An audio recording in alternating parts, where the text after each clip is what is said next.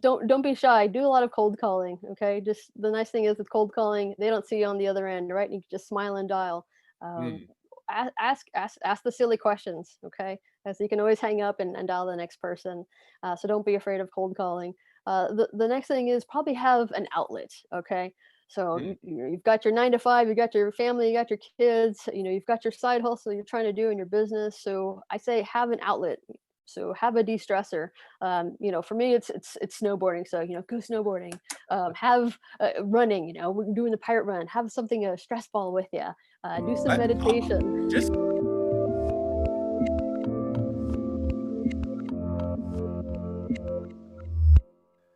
Hey everyone, this is Devin Miller here with another episode of the Inventive Journey. I'm your host, Devin Miller, the serial entrepreneur that's grown several startups into 7 and 8 figure businesses, as well as the CEO and founder of Miller IP Law, where we help startups and small businesses with their patents and trademarks and other business affairs. And if you ever need help with yours, just go to strategymeeting.com, grab some time, and we're always happy to chat. Now, today we have another great guest on the podcast. As always, they're always great guests, Michelle Bradford. So Michelle went to college and after graduating college, just went and did the typical quote unquote 9 to 5 corporate job. First job was a bit in IT, and then worked in security systems with the company, or technological security, and then from there went over to I think a catalog company and for clothing embroidering. Did catering for a period of time, and then after doing catering, sold a house, moved in with the dad, used the money from the house to do a launch on some business or on a business. And I think that kind of, if I remember right, that Mhm. was a launch of the business you're at today, right? Yes, sir. You got it. Okay, so with that much as an introduction and doing my Woo! best, there's a quick introduction. So welcome on the podcast, Michelle. Hey, thanks so much for having me, Devin. I really appreciate it. But yeah, you got the whole story. As you can tell, All bounced right, we'll around. just call it there and go home. No, I'm just kidding. So with that, so I did kind of the very quick just run through and compacting a longer journey into 30 seconds. But why don't you take us back a bit to kind of college and graduating and what and then how the path start or journey started there? Okay, well, grew up in Texas, went to college at UT Arlington, got my degree in sociology and Hmm. social statistics. So that was great. Did the 8-year plan, so it's it took me a little while to figure out what I wanted to do. But then Hmm. after that, just went through the bases of a little bit of job hopping, not in a quick stint, but just within that span. Hmm. It was great because I went with a different industry, so I just didn't start with the security industry and then go to the competition security industry. I went, Hmm. with IT recruiting, security industry, surveillance, did catalog work with embroidery and so forth. So, And but before you jump too far over that, so you did or IT industry for a period of time, worked in there, and then overlaid that with security. mhm. Now, jumping to what would be, the clothing industry or catalog industry with embroidering seems to be a bit of a shifting gears or a bit of a different industry. So, what made you decide? How did you transition? What made you decide to go over into a different industry, and how did that go? No, it's a good question. Basically, overall, I'm sales and marketing focused. Hmm. So I went and did the catalog manager route because I was still able to go into businesses, talk with the actual decision maker, and then be able to show them a design or show them an idea that would help them or help that company succeed. So that was kind of my niche from going from college and my majoring in college. Just Hmm. being that social aspect of it all and being that sales and marketing focus is what I've really just been about and what I really love. Hmm. From there, going into businesses, I'm smelling all this food and I'm seeing all these people come in and I'm doing lunch and learns, we're showing the products and so Hmm. forth. And I was like, gosh, that looks like a lot of fun and tasty.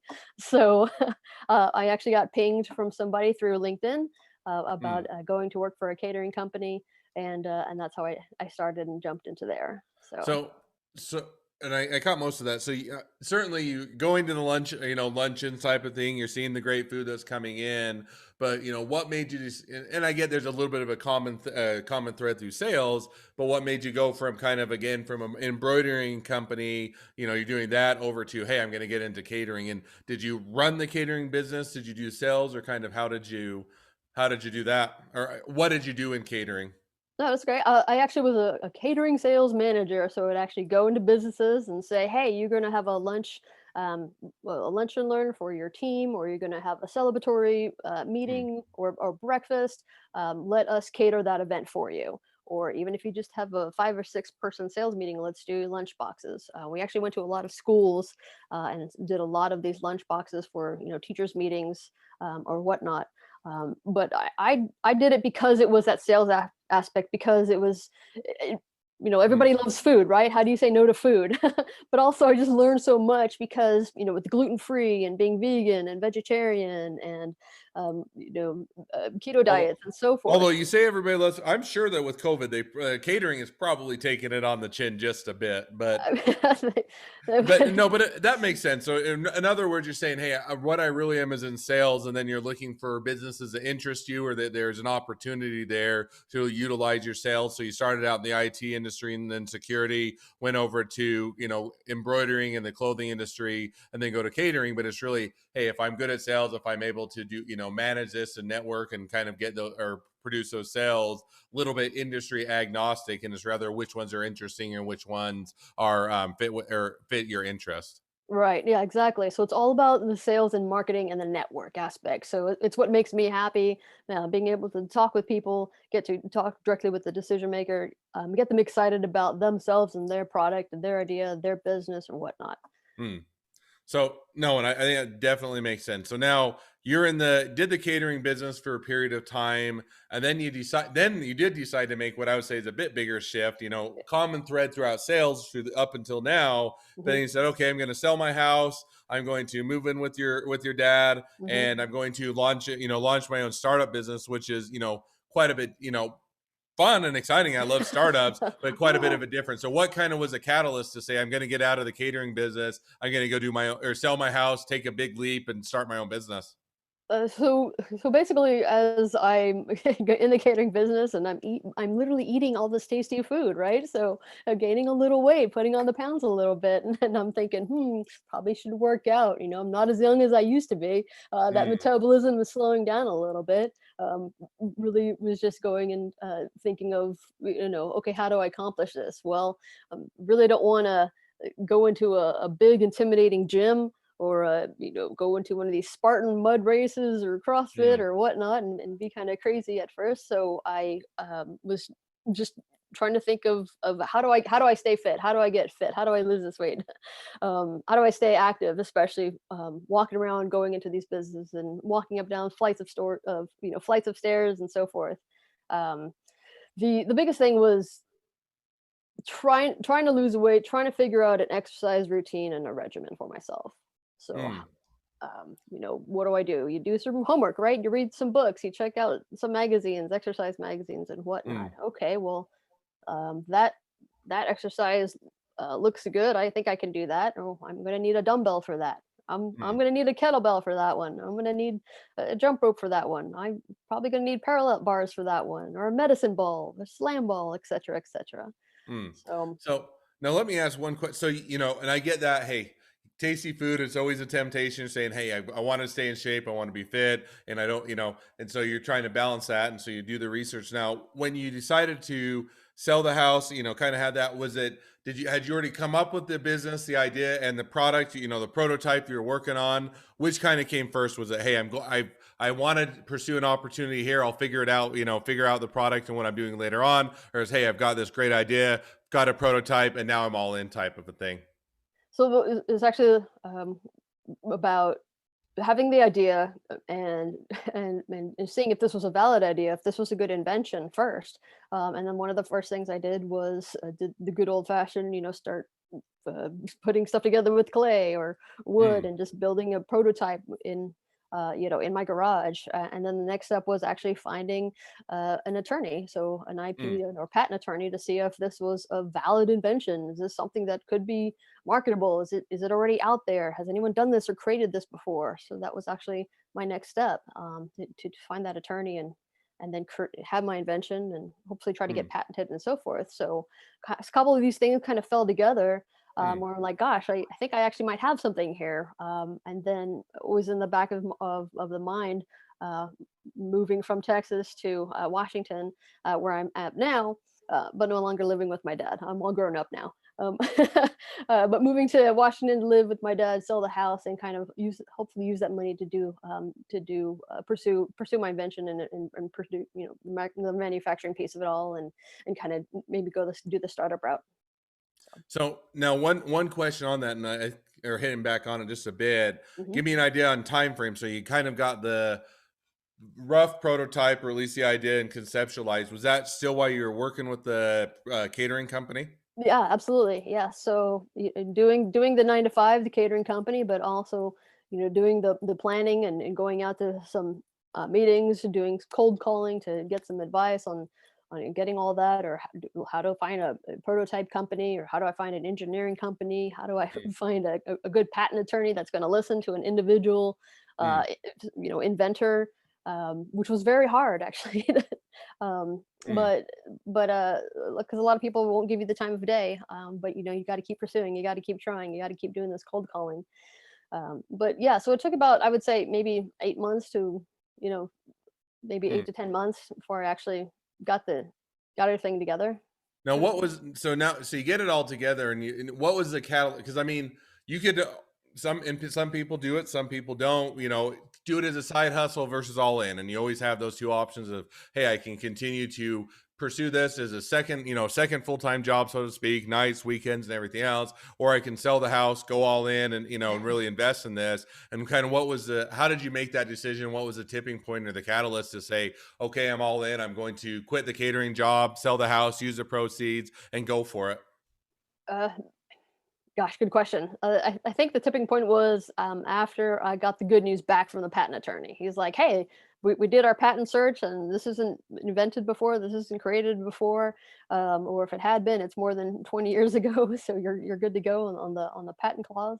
Mm, So that's kind of gave me the catalyst to kind of move forward with it, and said, I might actually have something here. But not just that, also just stating that, gosh, my invention might be able to help people. It's a multi-purpose product, so I'm not having to buy 8 or 9 different exercise devices.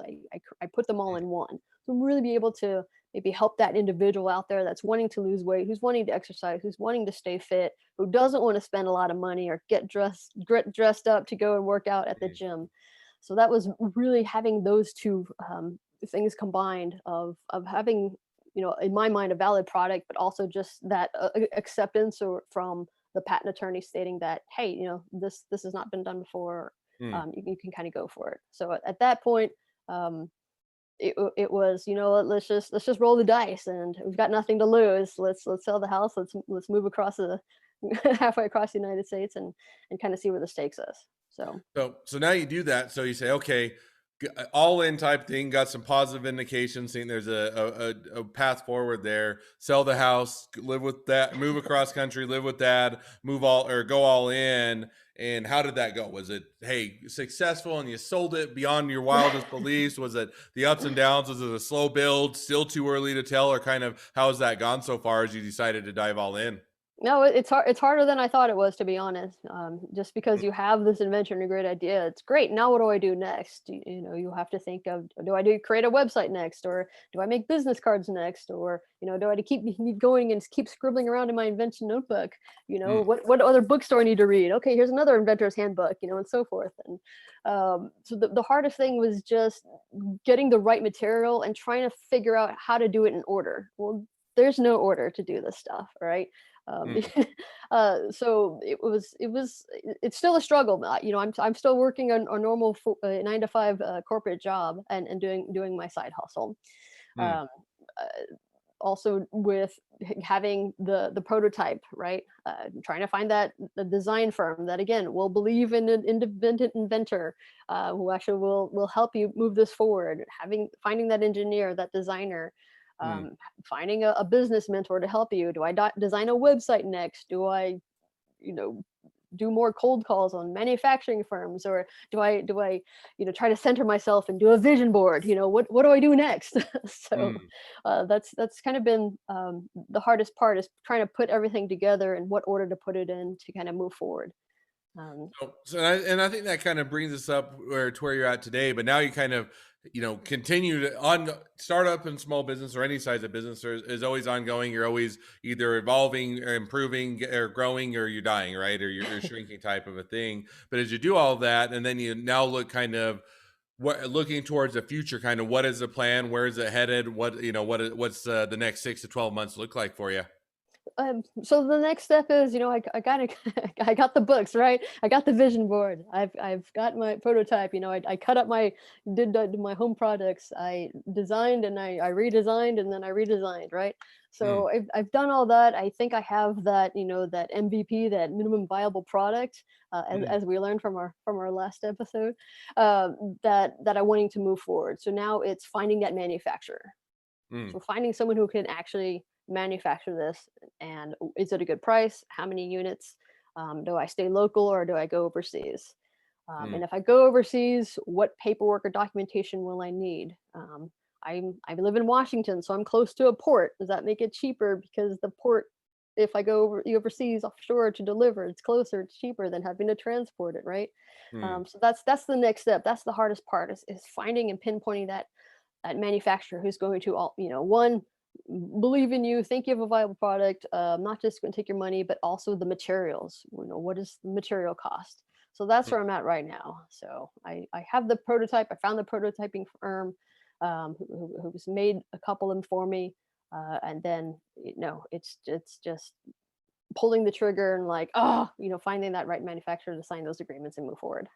No, and I think that's always, it's it's an exciting place to be, and also nerve wracking in the sense that when you get to manufacturing, you have to commit a good amount of dollars and cents, so to speak, in order to be able to get enough volume to be able to fulfill orders. And then it's a question of how much volume or how many should I order and what's that demand going to be like, because you don't want to have inventory that just sits there forever and you have a big investment you can't do anything with. And on the other hand, you don't want to have have so little of inventory that it starts to sell and you're not able to keep up, and then you have a bad customer experience. And so I think that it's always a fun place to be, but also a bit of a nerve wracking one as well. So, well, Mhm. as you now that we've kind of brought it up to speed, you've kind of gone through your journey as well as kind of what the future looks like for it. I always kind of have two questions at the end of each podcast. So we'll kind of jump to those now. So the first question that we'll kind of go over is, along your journey, what was the worst business decision you ever made and what did you learn from it? Oh gosh, good question. The worst business decision is I probably signing up with that first prototype firm. I got so excited that someone actually like called me back, invited me in, paid attention to me, and said, "Yes, we can actually create your product of how your vision is." And I was so excited that I just went ahead and just put down the cash versus doing my homework and shopping around and wondering, oh well, who's your competitor or who also might be doing what you're doing. Mm, I that was probably I spent a good 16, 18,000, just working on prototypes at first with a large firm, and not doing my homework, not shopping around. mm, So I think that was probably the worst. Also because I don't know if I got everything that I paid for. Did I get to keep the CAD drawings? Did I get to keep the blueprints? Did I actually get to could I have asked for the actual mold that I paid for them to create my product? So mm. I think that was probably the biggest mistake, not asking enough questions and kind of jumping at that first person or first business that said yes.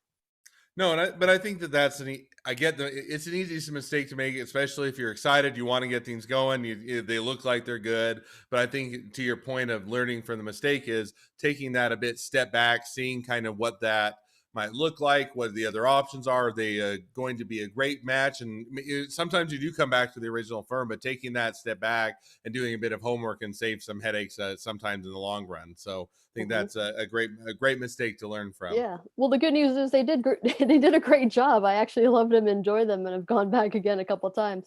I always just think in the back of my mind, should I did I really have to spend that much money right up front right away? Mm. But hey, you win some, you learn some.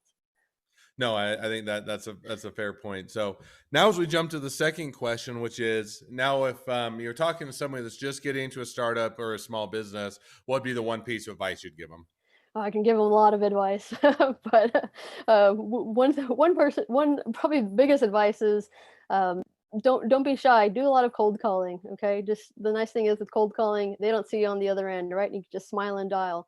Um, Mm. ask the silly questions. Okay, as you can always hang up and dial the next person. So don't be afraid of cold calling. The next thing is probably have an outlet. Okay, so Mm. you've got your 9 to 5, you got your family, you got your kids, you've got your side hustle you're trying to do in your business. So I say have an outlet. So have a de-stressor. For me, it's snowboarding. So go snowboarding. Have running. We're doing the pirate run. Have something a stress ball with you. Do some I, meditation. just as a side note, I think you're the one. You get the award for the most props in the episode. So for those that Yes. watch the video, you can see a whole bunch of props, which are great and they're fun to see. So I just you had enough props that I had to give you that award just because it was worthwhile to give you. Well, thank you very much.